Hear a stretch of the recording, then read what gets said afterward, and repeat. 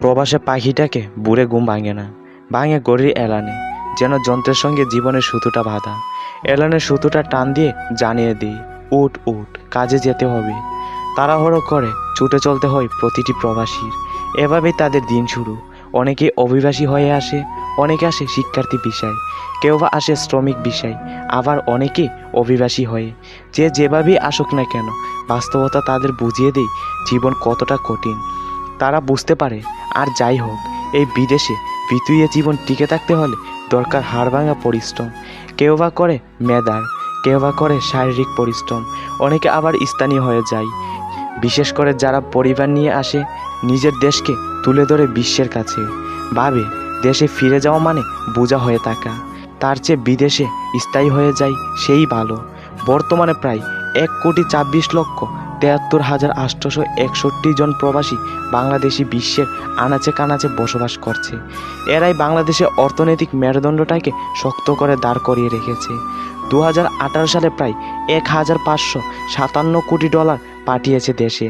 স্বপ্ন একটাই, দেশ ভালো থাকুক, পরিবার ভালো থাকুক। কিছুদিন আগে হয়ে গেল একাদশ জাতীয় নির্বাচন। এই নির্বাচনের আগে কোনো রাজনৈতিক দল তাদের ইতিহাসের প্রবাসীদের জন্য কোনো প্রতিশ্রুতি দেয়নি। কি দুর্ভাগ্য প্রবাসীরা! দেশমন্ত্রী, প্রতিমন্ত্রী, উপমন্ত্রী শপথ নিল। প্রবাসী প্রতিমন্ত্রী হিসাবে আমরা পেলাম ইমরান আহমেদকে। শুভেচ্ছা তাকে। জানি না তিনি কতটুকু কাজ করবেন প্রবাসীদের জন্য। হাজারো প্রবাসী স্বপ্ন দেখে কিছু অর্থ আয় করে দেশে ফিরে যাবে প্রিয়তমা স্ত্রীর কাছে, সন্তানের কাছে, বাবা মায়ের কাছে। কিন্তু দেশে গিয়ে কি করবে সেই ভাবনাই তাদের ঘিরে ধরে। অনেকে দীর্ঘদিন প্রবাসে থাকার ফলে দেশে ফিরে দেখে যে সন্তানের বয়স ছিল 5, সে এখন 12 কিংবা 15 বছরের কিশোর। এই যে সন্তানকে কাছে না পাওয়ার হাহাকার, আদর করতে না পারার যন্ত্রণা, সেটা কাউকে বুঝতে দেয় না। আবার অনেক সময় দেখা যায় ভিটে মাটি সব দখল করে বসে আছে অন্যরা, কিংবা আপনজনা অনেক সময় দখল করে রাখে। আর বলে কি জানেন, দেশে আইসত কেন? সবচেয়ে বড় বইটা থাকে নিরাপত্তার অভাব। তাছাড়াও দেশে গিয়ে নিজ উদ্যোগে কোনো একটা ব্যবসা শুরু করলে সেখানে শুরু হয় অমলাতান্ত্রিক হয়রানি, হেনস্থ। তখন তারা প্রায় দিশেহারা হয়ে আবার ফিরে আসে প্রবাসে। কিন্তু নিজের পরিবার ছেড়ে, দেশ ছেড়ে কার থাকতে ভালো লাগে? না, লাগে না। বিশ্বাস করুন, আমার ভাই একজন প্রবাসী। ভালো না লাগলেও থাকতে হয় জীবনের প্রয়োজনে। তাদের অর্থনৈতিক সমস্যা নেই, তাদের কথা না হয় বাদ দিলাম। কিন্তু যারা এই প্রবাসী হাড়ভাঙ্গা খাটুনি খেয়ে অল্প আয় করে, তাদের দীর্ঘশ্বাস জানে, তাদের গাম জানে, তাদের শরীর জানে প্রবাস কি, পরিশ্রম কি। নিরলস কাজ করে যাও প্রতিটি শ্রমিকের বুড় হয়ে দেশে ফিরে যাবে এই স্বপ্ন নিয়ে। কিন্তু এই শ্রমিকদের বিমানবন্দরে এমনভাবে হয়রানি করা হয় যেন এরা মানুষ না। যাদের মানুষ বাবা হয় তারা হলো ভিআইপি। এর মধ্যে আছে আবার নানা রকম ভিআইপি, যেমন মন্ত্রীর শালী, বান্ধবীর দেবর বউ, সংসদের বাগনের বন্ধুর গার্লফ্রেন্ড। বাংলায় একটা প্রবাদ আছে, দূর মাঠে বিয়াইছে গাই, সেই সম্পর্কে তালতো ভাই। এসব ভিআইপিদের অবস্থা হচ্ছে এমন, অথচ এসব ভিআইপিদের চেয়েও শ্রমিকরাই দেশের জন্য বেশি অবদান রাখছে। তাদের অবদান তুচ্ছ ভাবা হয়।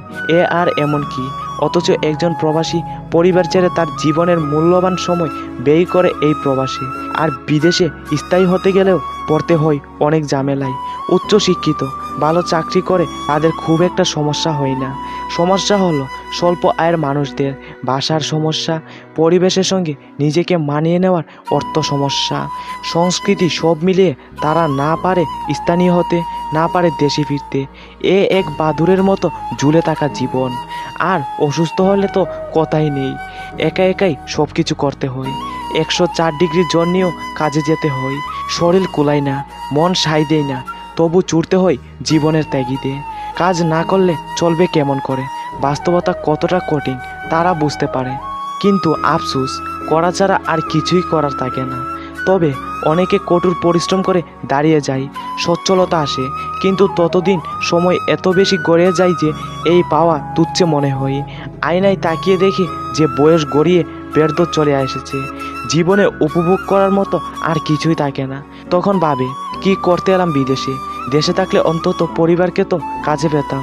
অনেক বিদেশে বিয়ে করে স্থায়ী হয়ে যায়, একটা আশ্রয় খুঁজে, একটু নির্ভরতা চাই। দেশের মানুষ তখন আফসোস করে বলে, আহা, ছেলেটা বিদেশে গিয়ে দেশকে ভুলে গেল। কিন্তু তারা জানে না, ফেরার উপায় থাকে না বলেই একটা পথ খুঁজে নেই। জীবনযুদ্ধে হুচুট খেতে খেতে তারা স্থির হয়ে একটা সময়। অভিমান থাকে, কষ্ট থেকে ভাবে আর কত। সবচেয়ে বেশি কষ্ট থাকে তারা যারা পরিবার ছেড়ে আসে।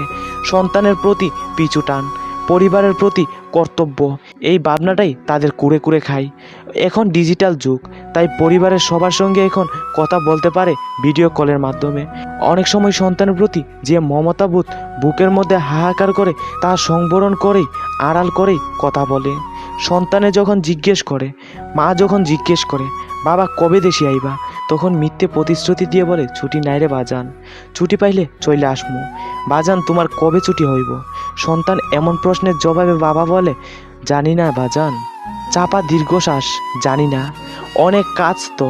কথা শেষ হলে চোখের পানি মুছে ফিরে যায় কঠিন জীবনে। প্রবাসীরা সবচেয়ে বেশি খুশি হয় যখন বেতন পেয়ে দেশে পাঠায়। কত কষ্টের আয়, তারপরও নিজের কাছে না থাকলেও দাঁড় করে অন্যের কাছ থেকেও এনে হলেও দেশে পাঠায়। শ্রমিক ভাইরা যেভাবেই হোক তাদের জীবন গুছিয়ে নেই, কিন্তু চরম সমস্যায় পড়ে নারী শ্রমিকেরা। বিশেষ করে আমরা দেখেছি সৌদি আরবে যেসব নারী শ্রমিকরা যাচ্ছে তারা কি ভয়াবহ অভিজ্ঞতা নিয়ে দেশে ফিরে আসছে। প্রবাসী কল্যাণ মন্ত্রণালয়ের কাছে একটা অনুরোধ, সরকারের কাছে একটি অনুরোধ, শ্রমিকদের কারিগর প্রশিক্ষণ দিয়ে তবে দেশের বাইরে পাঠান। কারিগরি শিক্ষা খুবই দরকার। এমনকি দেশে থাকলেও অর্থাৎ কাজ জানা থাকলেও অন্তত খেয়ে পরে বেঁচে থাকতে পারবে। সেটা বিদেশে না এলেও উচ্চ শিক্ষিত হতে হবে এমন তো নয়। শিক্ষা ও সামর্থ্য অনুযায়ী প্রশিক্ষণ দিন। দেখা যায় বিদেশে এসে কোনো কাজ না জানার কারণে, ভাষা না জানার কারণে শ্রমিকদের বিপদে পড়তে হয় বেশি। বিভিন্ন রকমের প্রশিক্ষণ জানা থাকলে অন্তত চলমান জীবন সহজ হয়ে যায়। আরও একটা অনুরোধ জানাই, প্রতি বছর যে অর্থ প্রবাসীরা দেশে পাঠায় সেখান থেকে প্রায় 50 জনকে, যারা সবচেয়ে বেশি ডলার, রিয়াল, পাউন্ড পাঠায়, নির্বাচিত করে পুরস্কার দেওয়া হোক। এতে অন্য প্রবাসীরা উৎসাহিত হবে। প্রয়োজনে তাদের ভিআইপি কার্ড দেওয়া হোক। যারা হাড়ভাঙ্গা খাটুনি খাটে, আনন্দ বিসর্জন দিয়ে পরিবারের জন্য, দেশের জন্য এত কিছু করতে পারে, তাদের তো এগুলো প্রাপ্য। আমরা না হই এই প্রাপ্য সামান্যটুকুই তাদের দেই। তো সকল প্রবাসী ভাইদের বলছি, ভিডিওটি বেশি বেশি করে শেয়ার করবেন যাতে সবাই দেখতে পারে। আর ভিডিওটি কেমন লেগেছে অবশ্যই কমেন্ট করে জানাবেন। আর একটি লাইক দিতে কিন্তু ভুলবেন না। আর একটি সাবস্ক্রাইব করে আমাদের পাশেই থাকবেন। তো বন্ধুরা, দেখা হচ্ছে পরের ভিডিওতে। ততক্ষণে ভালো থাকবেন, সুস্থ থাকবেন, নিজের প্রতি দায়িত্ববান হবেন। আর সকল প্রবাসী ভাইদের প্রতি রইল আমার প্রাণ ভরা শ্রদ্ধা। আল্লাহ হাফেজ।